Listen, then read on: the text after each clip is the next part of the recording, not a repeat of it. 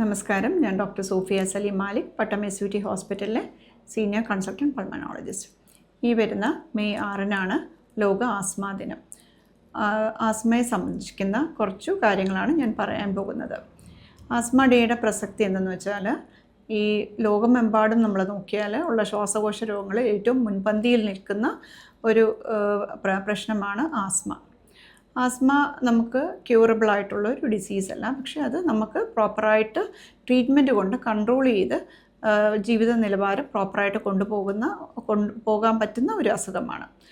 ലോകമെമ്പാടുമുള്ള കണക്ക് വെച്ച് നോക്കിയാൽ ഒരു 13% ആസ്മ രോഗികൾ ഇന്ത്യയിലാണ് ഉള്ളത്.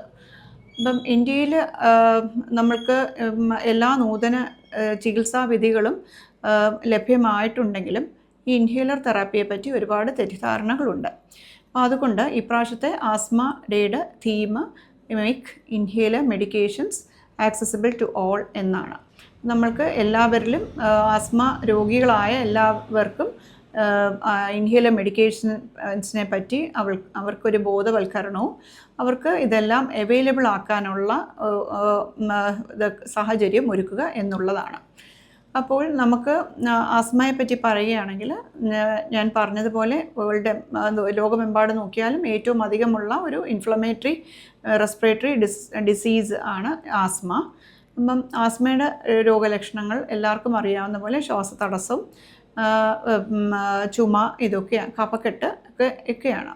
ഈ ആസ്മ ഉള്ളവരിൽ മിക്കവാറും അവർക്ക് അലർജിയുമാണ്. അലർജി വേഴ്സൺ ചെയ്തിട്ട് റണ്ണിങ് നോസ്, സ്നീസ്, കണ്ണ് ചൊറിച്ചൽ, ഇതൊക്കെ അങ്ങ് പ്രോഗ്രസ് ചെയ്തിട്ട് ശ്വാസതടസ്സത്തിലോട്ട് മാറുന്നതായിട്ടാണ് നമ്മൾ കണ്ടുവരുന്നത്.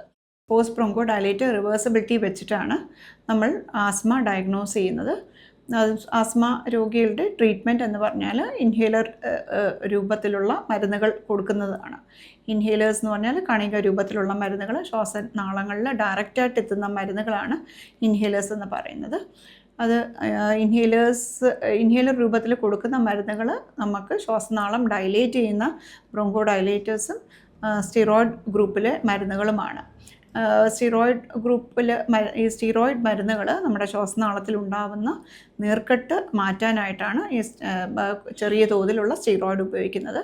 നമുക്ക് പാർശ്വഫലങ്ങൾ വളരെ കുറഞ്ഞ മരുന്നുകളാണ് ഈ ഇൻഹേലേഴ്സിൽ ഉപയോഗിക്കുന്ന സ്റ്റീറോയിഡ്. അപ്പം അതുകൊണ്ട് നമ്മൾക്ക് സ്റ്റിറോയിഡ് എന്നുള്ള മരുന്ന് അതിന് ഒരുപാട് പാർശ്വഫലങ്ങൾ ഉണ്ടെന്ന് പറഞ്ഞിട്ട് ആരും ഭയക്കേണ്ടതില്ല.